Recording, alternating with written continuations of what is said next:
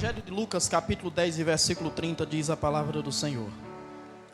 E respondendo Jesus, descia um homem de Jerusalém para Jericó, e caiu nas mãos dos salteadores, os quais o despojaram, e espancando-o se retiraram, deixando-o meio morto.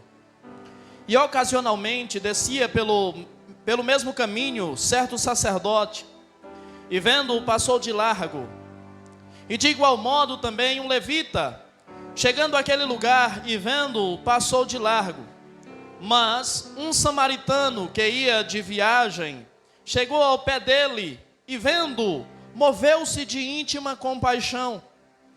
E aproximando-se, atou-lhes as feridas, aplicando-lhes azeite e vinho. E pondo-o sobre a sua cavalgadura, levou-o para uma estalagem ou hospedaria, e cuidando dele, e partindo ao outro dia, tirou 2 dinheiros, e deu-os ao hospedeiro, e disse-lhe: cuida dele, e tudo o que mais gastares, eu te pagarei quando voltar. Até aqui. Glória a Deus. Essa história, ou esta parábola, é uma parábola extremamente conhecida da igreja. E Jesus, ele se propõe a contar essa parábola, porque um mestre da lei questiona Jesus sobre o grande mandamento. Qual é o grande mandamento? E às vezes nós, ao olhar para o questionamento desse mestre da lei, que sabia qual era o mandamento, que queria apenas experimentar Jesus, que queria apenas testar Jesus, nós ficamos pensando, por que questionar qual o maior, qual o médio, qual o menor? Será que porventura não devemos ter por Deus uma obediência integral? Será que não devemos ter por Deus um temor pleno? Por que questionar qual é o maior, qual é o médio, qual é o menor mandamento? Toda a palavra não é para ser obedecida? Toda a palavra não é para ser levada em consideração? Então, quando se questiona a respeito da palavra, da integralidade da palavra, é necessário que se olhe com qual motivação e quem está fazendo tal coisa.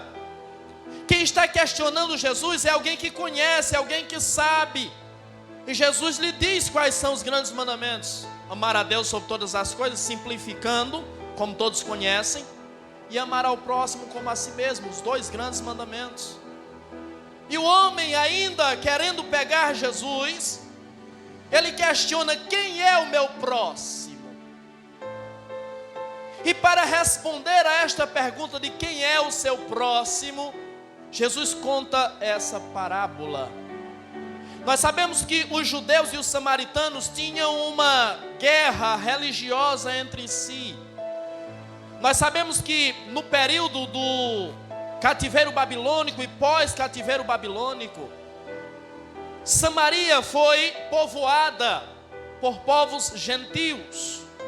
Povos gentios se misturaram com os judeus que ali estavam e deram origem aos samaritanos. Os samaritanos não existiam ainda. E os samaritanos, eles tinham essa divergência religiosa com os judeus. Os samaritanos adoravam em um monte. E o povo de Israel dizia que o lugar da adoração era Jerusalém. E a Bíblia Sagrada nos mostra que essa disputa era intensa e o povo guerreava a respeito disso. Existia essa divisão e o povo se odiava por causa disso. A Bíblia diz com todas as letras que os judeus não se davam com os samaritanos. Os samaritanos rejeitavam toda a palavra de Deus, aceitando apenas o Pentateuco, ou seja, os 5 primeiros livros da Bíblia: Gênesis, Êxodo, Levítico, Números e Deuteronômio. Os demais livros eles rejeitavam, e para eles a única regra eram aqueles livros. E a Bíblia Sagrada diz que esse homem, para que obtivesse a resposta de Jesus, ouve esta parábola, e a parábola é que um homem descia de Jerusalém para Jericó. Nós estamos falando de uma distância de pelo menos 27 quilômetros, não é uma distância tão longa, é uma distância razoavelmente curta. O homem está descendo de Jerusalém para Jericó. E por que o homem está descendo de Jerusalém para Jericó? Porque de Jerusalém para Jericó existia um desnivelamento, ou seja, uma diferença de altura de 1040 metros. Jericó está mais baixo do que Jerusalém, 1040 metros. E o homem está descendo de Jerusalém em direção a Jericó. E a Bíblia Sagrada diz que ao descer, ele se depara com uma situação a qual ele não esperava. Aquela estrada onde ele está descendo, era uma estrada pedregosa e era uma estrada perigosa. Era uma estrada cheia de pedras, era uma estrada cheia de buracos. E o perigo daquela estrada não consistia apenas nos assaltantes que ali estavam, mas a própria estrada era perigosa, eram perigosos os acidentes. Era perigoso alguém morrer de acidente naquelas estradas. Mas o texto faz questão de salientar que ali também existiam muitas pessoas que ali se escondiam para roubar, para assaltar aqueles viajantes, aqueles que estavam passando por aquela estrada. Quando nós avançamos na história, nós chegamos no 4º século, nos dias de Jerônimo, São Jerônimo. Ele diz que ainda nos seus dias, aquela estrada era perigosa. E aquela estrada recebia o nome de caminho sanguinário. Imagine como perigosa era aquela estrada para receber o nome de caminho sanguinário. E ali naquela estrada existiam crimes comuns, crimes motivados pela ganância de alguém que queria surrupiar algo que era de outra pessoa, mas ali também existiam crimes políticos. Então, aquela estrada era extremamente perigosa.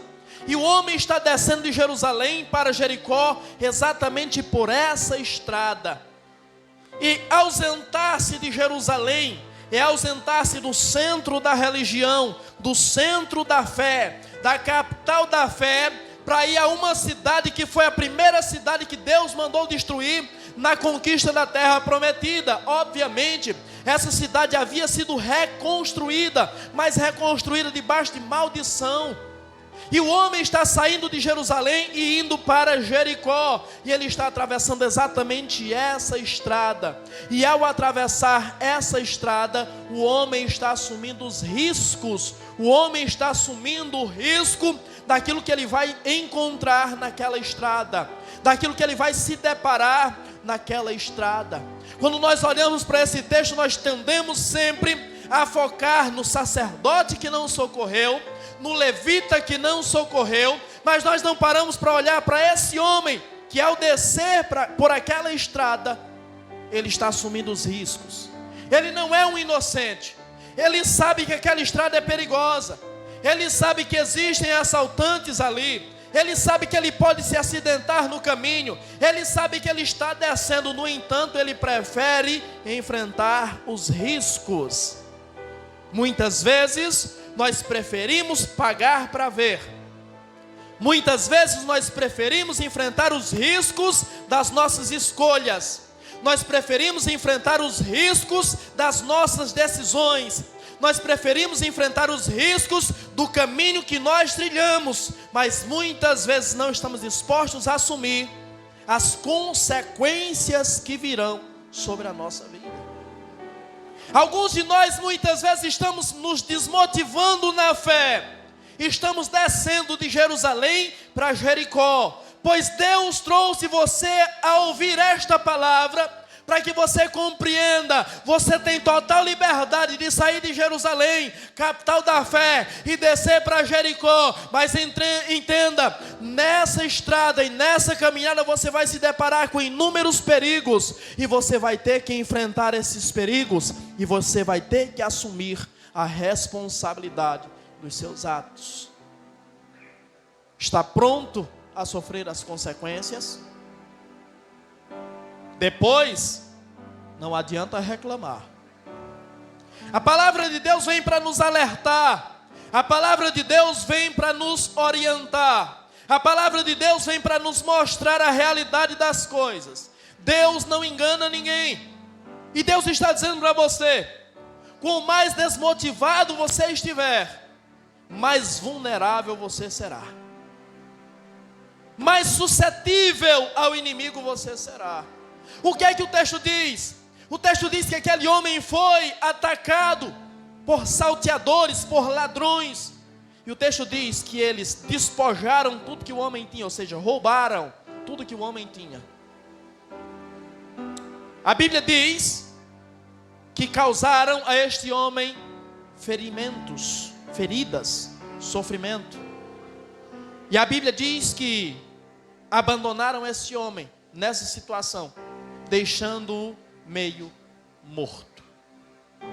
Muitas vezes na nossa caminhada da fé, nós estamos nos desmotivando, estamos esfriando, estamos achando que deixamos alguma coisa lá fora e queremos reaver, queremos readquirir, queremos conquistar algo que nós não estamos conquistando na presença de Deus, na igreja. A nossa mente diz que tem algo para nós lá, mas o que a Bíblia diz é exatamente o contrário. O que vai acontecer conosco lá é que nós vamos perder o que nós temos. E o que nós temos nos foi concedido por Ele. Guarda o que tens, para que ninguém roube a tua coroa. À medida que estamos nos distanciando de Jerusalém, à medida que estamos descendo, nós estamos perdendo. E o problema é que nós começamos a perder e não percebemos. Na nossa caminhada da fé, nós estamos perdendo e não estamos percebendo. E talvez quando viermos a perceber o que estamos perdendo, nós já perdemos tudo. Esse homem está descendo, ele está tão atento à estrada que é perigosa, ele está se desviando das pedras, ele está se desviando dos buracos que tem na estrada, e ele não atentou para as pessoas que estão por trás das pedras, para as pessoas que estão nas alturas, na montanha ou nas montanhas observando ele. Muitas vezes nós não estamos enxergando o perigo que nos ronda, nós não estamos enxergando o perigo que nos cerca. E quando os nossos inimigos vierem contra nós, o ataque poderá ser fatal. Ninguém cai de uma hora para outra. A queda espiritual na vida de alguém é gradativa, é passo a passo. E o pior, você não vai percebendo. O inimigo está te rondando e você não está percebendo. Quando você perceber, você já recebeu um ataque fatal. Já roubaram o que você tem. O que é que você tem? Já roubaram a tua fé, já roubaram a tua espiritualidade, já roubaram a tua confiança em Deus, já roubaram a tua devoção em Deus, já roubaram a tua esperança, já roubaram a tua capacidade de crer em Deus, a tua capacidade de continuar caminhando com Deus. Então será impossível você permanecer, será impossível você perseverar, porque já tiraram de você aquilo que Deus já te entregou. E por que tiraram? Porque na caminhada você ficou desatento, na caminhada você ficou disperso, você não percebeu que o inimigo te rondava, te cercava, e ele te atacou e roubou tudo que você tinha. Roubou o teu nome, roubou a tua fé, roubou a tua dignidade. O ladrão não vem senão a matar, roubar e destruir. É isso que ele faz. A Bíblia diz: despojaram-o de tudo que ele tinha, roubaram tudo que ele tinha. Mas a Bíblia também diz que o feriram, bateram naquele homem, e bateram sem dó, bateram sem piedade, porque o texto diz que o homem ficou meio morto, o homem ficou desacordado de tanto apanhar. Surpreenderam aquele homem, e quando surpreenderam aquele homem, já foram batendo e dando socos e dando pontapés. E aquele homem caiu, e quando aquele homem caiu, talvez pegaram pedaços de madeira e bateram na sua cabeça. Talvez ao estar no chão caído, chutaram as suas costelas. Talvez aquele homem está com o olho vazado para fora, talvez aquele homem esteja com a cabeça rachada, talvez aquele homem esteja com traumatismo craniano, talvez aquele homem tenha um braço quebrado, uma perna quebrada, talvez aquele homem tenha costelas quebradas, e as costelas estão perfurando o seu pulmão, e agora ele não consegue mais respirar, ele está sufocando e ele está morrendo. Será que você está disposto a pagar um preço tão alto? Será que estamos dispostos a correr um risco tão alto? Nós não precisamos trilhar esse caminho. Trilhar esse caminho é uma opção, mas nós temos outras opções, ou nós temos outra opção. Não é necessário enfrentar isso, não. Não precisa nós enfrentarmos um perigo tão grande, sem necessidade. Aquele homem talvez esteja com hemorragia. Aquele homem está numa situação deplorável. É isso que vai acontecer. Às vezes você está pensando que vai encontrar algo bom lá, mas vão tirar o que você tem. Vão te ferir. Vão te machucar. Vão te ferir muito. Vão te machucar muito. Porque se eles roubam a tua dignidade, uma pessoa sem dignidade não vale nada. Pode ouvir qualquer coisa. Porque na concepção das pessoas, qualquer palavra que se disser é aceitável. Só que você é um ser humano. Você pode até estar desmotivado na fé, mas você é um ser humano. Você dispõe de emoções. E as palavras doem. As palavras machucam. Aquilo que as pessoas fazem com você, a zombaria, os risos de deboche, machucam, doem. E eu pergunto, é isso que você quer para você? É isso que você quer? Pois é só isso que eles têm a te oferecer. Talvez dentro da igreja você se sinta solitário, solitária. Talvez você ache que ninguém quer estar perto de você, ninguém quer conversar com você, ninguém dá atenção para você. Enquanto você está na igreja, tem alguém lá fora que está sempre dando papo para você. E observe, alguém está sempre dando papo para você, mas pode prestar atenção, sempre é manchando a imagem dos cristãos, sempre é manchando a imagem da igreja, sempre é motivando você a sair da igreja, a continuar lá fora, a seguir uma vida lá fora. Preste atenção e você vai perceber que o que eu estou falando é realidade, é verdade. Mas no final das contas, olha o que vai acontecer com você. Além de tirarem tudo que você tem, além de te ferirem bastante, vão te deixar só, vão te abandonar. É isso que o texto diz. Foram embora e deixaram aquele homem acabado, deixaram aquele homem sem nada, ferido, machucado e meio morto, quase morto. E oxalá que deixem você, se você for, e espere que você não vá, mas se você for, oxalá que deixem você meio morto, porque se deixar você morto totalmente, acabou. Se você estiver meio morto, ainda há a possibilidade de passar um bom samaritano, te estender a mão e te socorrer. Mas se você estiver morto, aí talvez para você não tenha mais salvação, não tenha mais solução. E aconteça o que diz Hebreus capítulo de número 10, versículo 27. Não resta sacrifício que possa salvar, antes uma terrível expectação de juízo reste sobre a sua vida. Aquele homem foi ferido pelos salteadores, pelos ladrões, pelos bandidos. E a Bíblia Sagrada diz que vinha o sacerdote, e quando o sacerdote vinha, o sacerdote olhou, passou de lado, foi embora. E nós sempre olhamos para esse sacerdote e percebemos a sua insensibilidade, a sua falta de religiosidade, a sua falta de compaixão, a sua falta de empatia com o próximo que está sofrendo. Só que eu preciso dizer para você, quando o sacerdote passa de largo, ele não está deixando de ser religioso, ele está praticando a sua religião. Porque o sacerdote, existia uma lei para os sacerdotes, de que eles não poderiam tocar em cadáver. Aí você diz, pastor, mas o homem não estava morto. Vai dizer isso para o sacerdote. Como é que o sacerdote vai saber se o homem está morto ou está vivo? O homem está desacordado, está ferido, está sangrando. O sacerdote não podia tocar em cadáver nem do seu pai, nem da sua mãe. Sabe o que é que eu aprendo com isso? Eu aprendo que nós precisamos assumir o nosso papel, as nossas responsabilidades. Assumir as consequências dos nossos erros. E deixar transferir para o sacerdote.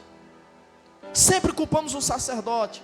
Mas se o sacerdote toca, o sacerdote se torna imundo, impuro. A culpa não é do sacerdote. A culpa é de quem desceu. Queremos transferir a responsabilidade. Eu estou dizendo que o sacerdote agiu certo. Diante da lei, sim. Diante da lei ele não podia tocar. Os fariseus eram tão mais rígidos, que eles acreditavam que se a sombra deles tocasse um cadáver, ele já se tornava impuro. Obviamente que a lei não diz nada sobre isso. Mas sobre tocar um cadáver, de fato a Bíblia diz. Ele não podia tocar. Eles não podiam tocar. Então o sacerdote está exercendo a sua religião. Pare de responsabilizar os outros. Pare de transferir a responsabilidade e a culpa para os outros. Assuma a sua responsabilidade. Assuma as consequências dos seus atos. O homem está em Jerusalém, está tranquilo. Foi ele que resolveu descer. Foi ele que resolveu enfrentar os perigos. Ele tinha a opção, mas ele resolveu tomar essa atitude. Da mesma sorte, a Bíblia Sagrada diz que vem o levita. O levita faz exatamente a mesma coisa. Obviamente que sobre o levita não pesava a mesma responsabilidade que pesava sobre o sacerdote. Mas o levita também não quis se contaminar. O levita seguiu o seu caminho. Sempre há uma outra opção. Você não precisa passar por esse caminho terrível, por esse caminho de perigo, por esse caminho de morte, por esse caminho sanguinário, por esse caminho pedregoso. Às vezes você está tropeçando constantemente na sua caminhada espiritual. E por que você está tropeçando constantemente na sua caminhada espiritual? Será que não é o caminho que você escolheu para trilhar? As pedras nas quais você está tropeçando, será que não é você mesmo que está colocando ela diante de você? Nós, muitas vezes, temos dificuldade de assumir as nossas responsabilidades. Sempre temos uma opção. Se esse homem está descendo por esse caminho para Jericó, eu preciso dizer para você que existia um outro caminho. Um outro caminho que ia por Belém. E ele ia chegar no mesmo destino. A diferença é que esse outro caminho era mais longo, mas era mais seguro. Às vezes nós queremos as coisas mais fáceis. Só que as coisas mais fáceis são mais perigosas. E constantemente, ou naturalmente, ou provavelmente, vão nos levar à morte. Vão nos levar a nos deparar com o inimigo. O caminho mais seguro é o caminho que passa por Belém. O caminho mais seguro é o caminho que passa por Betlehem. O caminho mais seguro é o caminho que passa pela casa de pão. O caminho mais seguro é o caminho onde nasceu o Rei dos Reis e Senhor dos Senhores. Você percebe que você tem opção? Você pode trilhar um caminho mais seguro. É mais longo. Não busque facilidade, porque não tem facilidade. Às vezes as facilidades são aparentes, e as aparentes facilidades escondem os piores perigos, os maiores perigos dos quais nós podemos enfrentar, nós podemos encarar. Mas obviamente que o nosso inimigo, ele trabalha maquiando as coisas para não percebermos. Você tem a opção de trilhar um caminho mais seguro. Eu me recordo das palavras ditas por Deus através de Moisés. Eis que hoje tomo por testemunho contra ti os céus e a terra, que te propus a bênção e a maldição, a morte e a vida. Escolha, pois, a vida para que viva tu e a tua descendência. A escolha é nossa. A escolha está nas nossas mãos. Então tudo o que acontece na nossa vida, ou quase tudo, eu não posso dizer tudo, porque existem as injustiças, mas quase tudo que acontece nas nossas vidas são reflexos das nossas atitudes, são reflexos das nossas decisões, são reflexos das nossas escolhas. Só que nós não queremos assumir isso. Nós temos dificuldade de assumir isso, mas essa é a realidade. Tirando as injustiças, normalmente, o que vem acontecer nas nossas vidas é reflexo daquilo que nós construímos, daquilo que nós escolhemos para nós, daquilo que nós trilhamos, o caminho que nós trilhamos. O homem está lá, meio morto, como diz a Bíblia, ferido, sem nada, sangrando. O sacerdote passou e foi embora. O levita passou e também foi embora. Mas a Bíblia Sagrada diz que vem um samaritano. E o samaritano é aquele que é desprezado. O samaritano é aquele que é considerado herege. O samaritano é aquele que segue a falsa religião. O samaritano é aquele que não vale nada. É aquele que não presta para nada. É aquele que não tem prestígio nenhum. Esse é o samaritano, mas ele está vindo. E quando ele está vindo, e é interessante porque não era comum o samaritano passar por ali. Não era comum o samaritano passar por aquele caminho.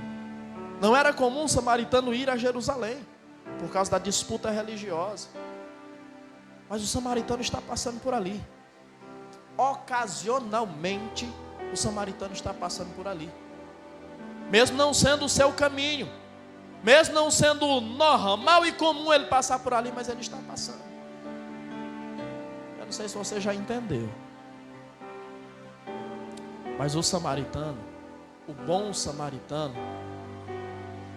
saiu do seu lugar, da sua habitação, para passar por lugares que não eram comuns a ele, para passar por lugares que não eram da sua habitação natural, porque ele viu o ferido, porque ele viu o machucado, porque ele viu o abandonado, porque ele viu aquele que foi assaltado, porque ele viu aquele que foi destruído, porque ele viu aquele de quem ninguém se compadecia. Ele viu. Por isso ele veio, ainda não lhe sendo comum. Por isso ele veio, ainda não sendo aquele o seu lugar. Por isso ele veio para socorrer aquele que está naquela situação deplorável, naquela situação de morte, de dor, de sofrimento e de abandono. Aquele homem não é outro senão você. Aquele homem não é outro senão eu. E se o samaritano não vem, nós estamos condenados à morte. Ali mesmo nós vamos morrer, ali mesmo nós vamos ficar. Se o samaritano não vem, não se compadece de nós, acabou para nós. Então, se por um lado o sacerdote está praticando a sua religião, porque ele não tem certeza se o homem está vivo ou está morto, então ele prefere não arriscar, para não se contaminar. Por outro lado, o samaritano vem para fazer aquilo que o sacerdote desprezou, porque se a lei diz que o sacerdote não pode se contaminar, a lei também diz que o sacerdote tem que se compadecer. E Jesus disse isso, Mateus 23 e 23. Ai de vós, fariseus hipócritas, que dão o dízimo de tudo, do endro, da hortelã e do cominho, mas desprezam as coisas mais essenciais da lei, que é a justiça, a misericórdia e a fé. O sacerdote não tinha misericórdia, mas o bom samaritano tem. O bom samaritano teve, e o bom samaritano sempre terá. Ele pega aquele homem, naquela situação em que aquele homem está, Porque a primeira coisa que o samaritano faz é olhar, é enxergar aquele homem. Ele enxerga, ele vê. E quem é capaz de ver alguém que está destruído, alguém que está acabado? Alguém certa vez já disse como se conhece o caráter de um homem. É a forma com que ele trata alguém que não pode lhe oferecer nada. E a forma com que ele trata alguém que não pode se defender. É assim que nós conhecemos o caráter de um homem. Como é que você trata alguém que não tem nada para te oferecer? Você trata essa pessoa com dignidade? Você trata essa pessoa como de fato uma pessoa? Como é que você trata aquele que não pode se defender de você? Aquela pessoa que é inofensiva, aquela pessoa que se você lhe ferir, vai ficar passivo e acabou. Como é que você trata? Você trata com carinho, com respeito, com amor? Ou você fere? Ou você maltrata? Ou você machuca? Muitas vezes nós temos feito isso. Nós temos ferido, nós temos machucado. Pessoas que muitas vezes não podem revidar, ou pessoas que não querem revidar. Pessoas que não querem pagar na mesma moeda.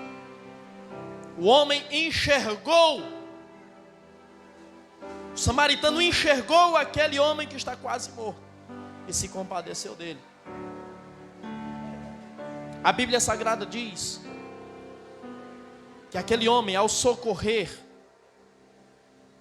aquele homem que está quase morto, ele demonstrou um caráter que deve ser imitado por nós. Talvez naquele homem existisse o Espírito que Jesus disse que precisa existir em nós. Paulo disse que Deus não nos deu espírito de covardia, mas de coragem. E quando aquele samaritano para, ele está correndo o risco dos mesmos assaltantes o atacarem também. Você consegue perceber o grau de empatia que o samaritano tem por aquele homem que está quase morto? Ele está correndo o risco de ser atacado da mesma forma, no entanto ele não se preocupa com o risco de enfrentar o inimigo. O samaritano não se preocupou de enfrentar o risco de dar de cara com o inimigo. Pelo contrário, ele enfrentou o inimigo, ele batalhou com o inimigo, e ele venceu o inimigo, para que nós fôssemos preservados em vida. O inimigo queria matar, o inimigo queria destruir, o inimigo queria acabar com tudo, mas ele enfrentou o inimigo, para que nós fôssemos preservados em vida. Se a Bíblia diz que o ladrão vem para matar, roubar e destruir, ele diz: eu vim para que tenham vida, e vida com abundância. Foi isso que ele fez. Ele enfrenta o perigo de dar de cara com o inimigo para cuidar daquele homem. Mas existia um outro perigo. Também existia a possibilidade da guarda romana, da polícia romana passar por aquele ambiente. Já que era uma estrada perigosa, a guarda romana fazia turnos ali para talvez, quem sabe, em algumas ocasiões, prender alguns ladrões, alguns bandidos. Agora imagina só. Você está diante de um homem desmaiado, sangrando, você está abaixado, tocando nele. A polícia vem, o que é que a polícia pode pensar? Você atacou aquele homem. Você apedrejou aquele homem ou atacou com pauladas para roubar. Então, além dele correr o risco de ser atacado pelos ladrões, ele corria o risco também da polícia chegar e achar que ele era o assaltante e prendê-lo. Prendê-lo ou quem sabe fazer coisa pior com ele ali mesmo, já que o lugar era deserto. Sabe o que é isso? É Jesus nos ensinando que nós precisamos ter empatia pelas pessoas também. Precisamos estar dispostos a enfrentar os inimigos, mas precisamos estar dispostos a enfrentar os guardas da lei. E obviamente que você vai entender o que eu estou querendo dizer. Eu não estou falando da lei estabelecida por homens, mas eu estou falando que muitas vezes, para defender alguém que está mal, alguém que está caído, para ajudar alguém que está destruído, nós vamos precisar enfrentar os legalistas. Não é a lei, deixa os policiais quietos. glória a Deus pela vida deles. Mas nós precisamos enfrentar os legalistas, aqueles que julgam, aqueles que apontam, aqueles que querem seguir muitas vezes a letra ali e se esquecem que Paulo diz que a letra mata, que não estão dispostos muitas vezes a se compadecer, não estão dispostos muitas vezes a abrir mão daquilo que é seu, daquilo que tem, não estão dispostos a se humilhar, não estão dispostos a descer para socorrer quem está morrendo. Você, quando se compadecer de alguém que está mal, está beirando o pecado, vai ter que se preparar para enfrentar os legalistas.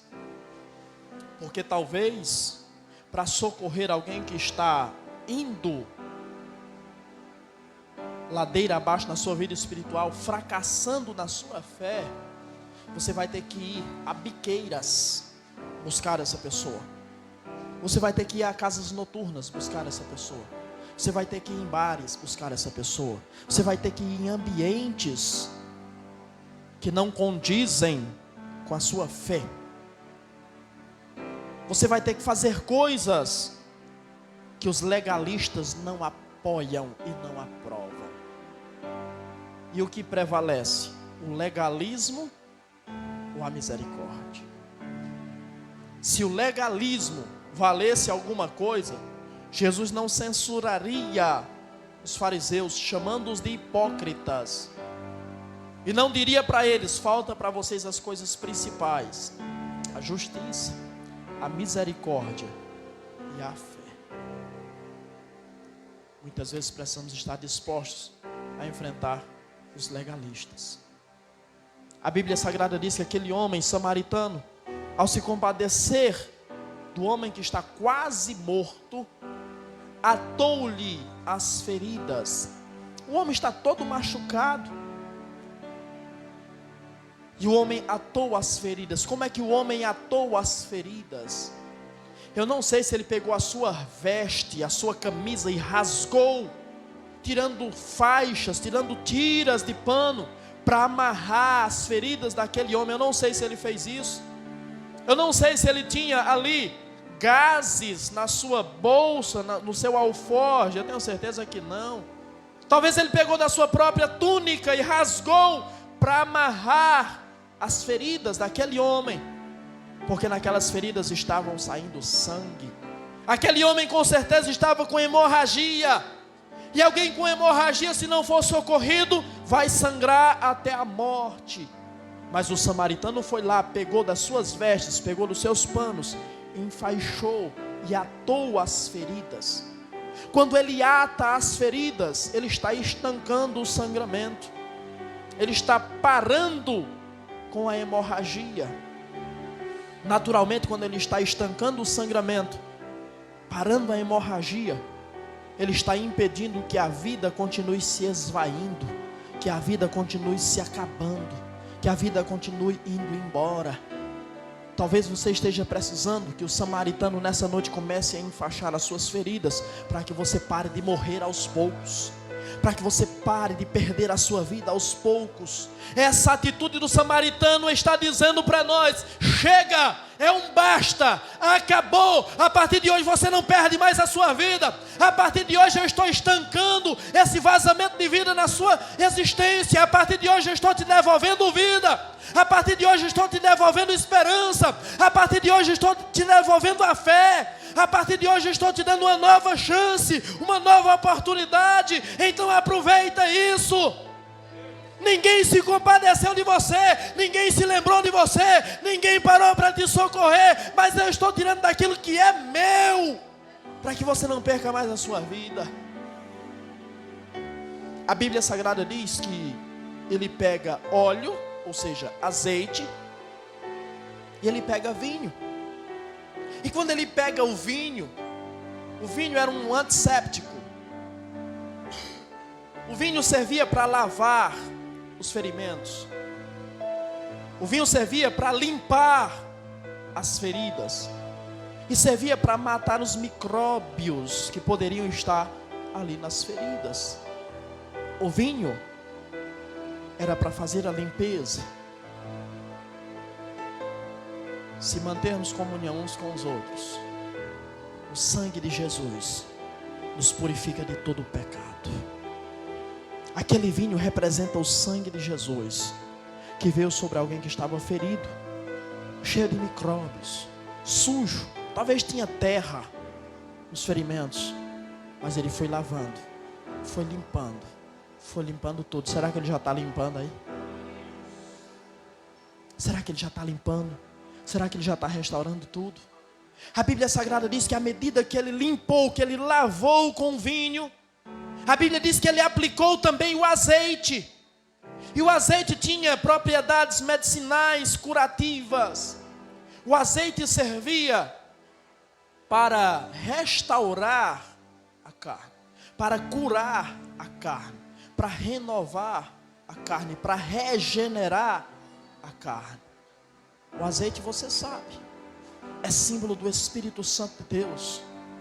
E se não for o Espírito Santo de Deus para restaurar, para regenerar a nossa vida, nós estamos perdidos.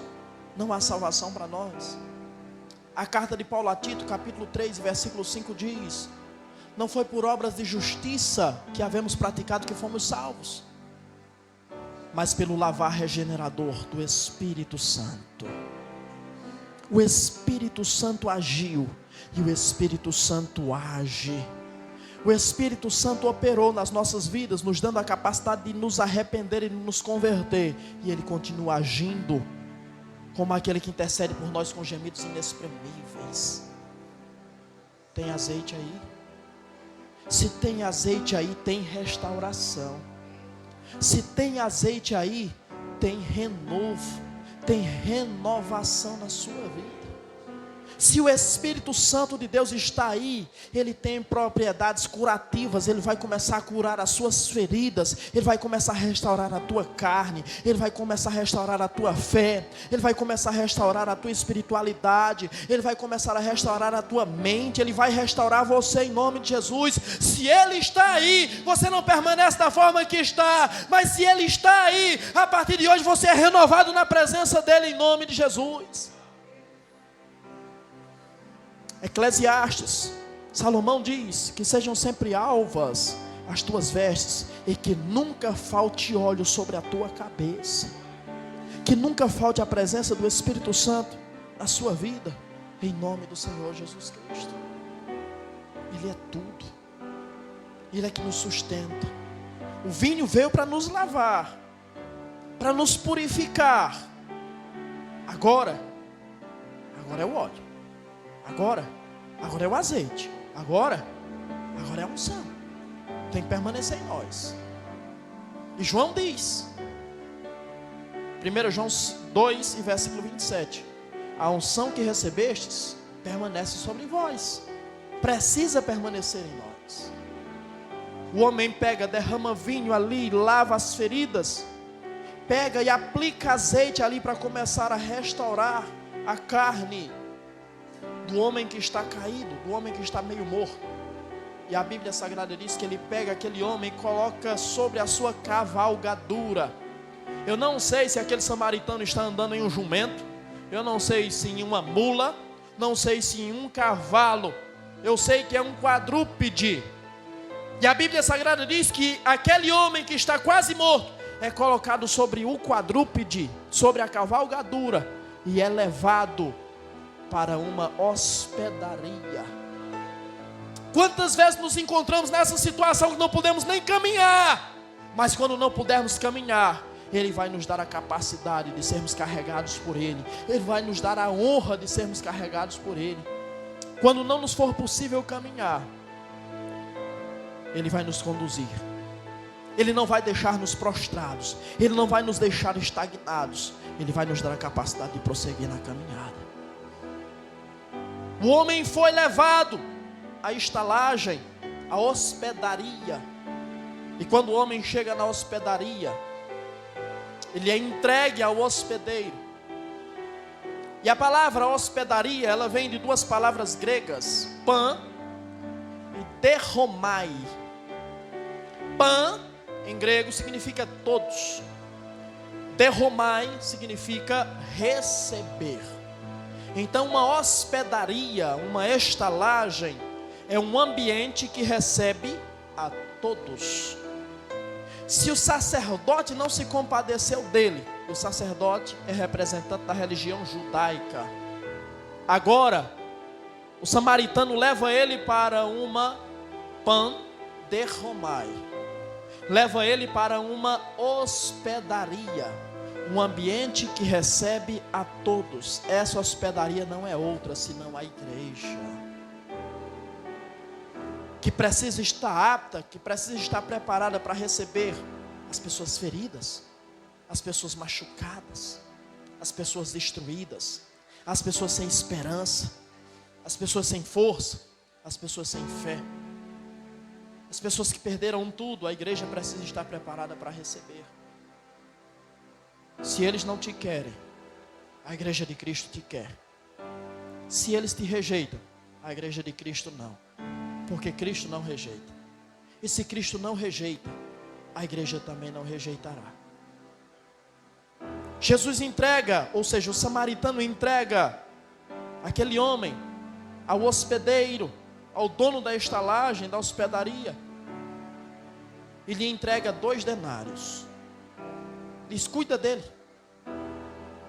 E se porventura você gastar mais alguma coisa, quando eu retornar, eu acerto a conta com você.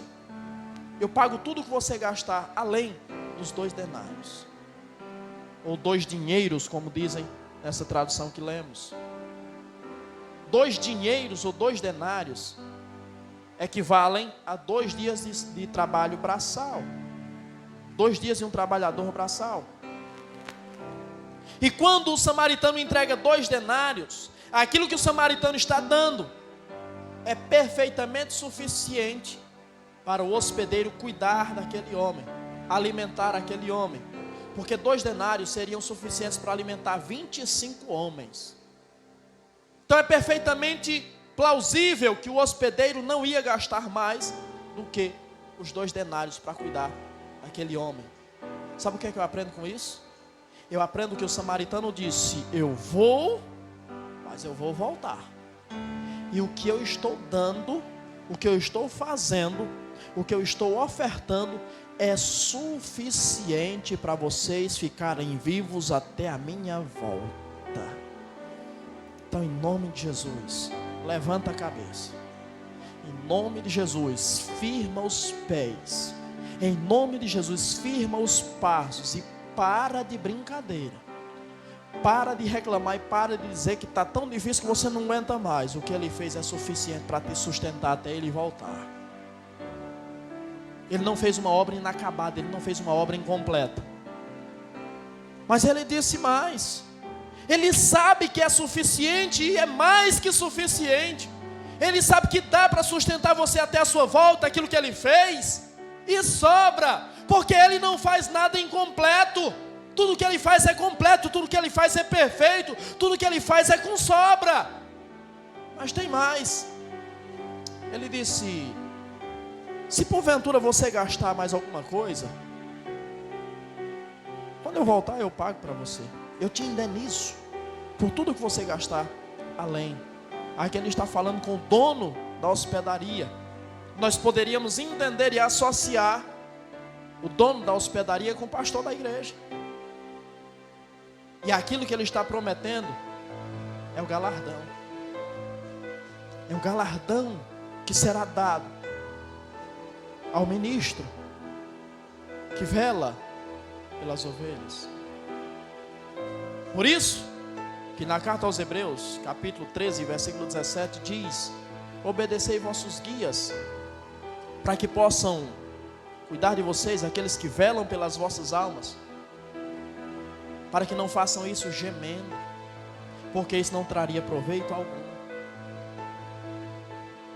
Há recompensa. Por isso que muitas vezes gememos, mas enfrentamos. Por isso muitas vezes choramos, mas enfrentamos. Muitas vezes é necessário fazer um esforço maior, e temos que fazer. Porque descansamos nessa promessa e sabemos, não ficaremos sem paga. Sabemos, Ele nos recompensará. Jesus termina a história aí. Não se sabe o resultado, mas certo é que o samaritano salvou a vida de um homem que estava condenado à morte.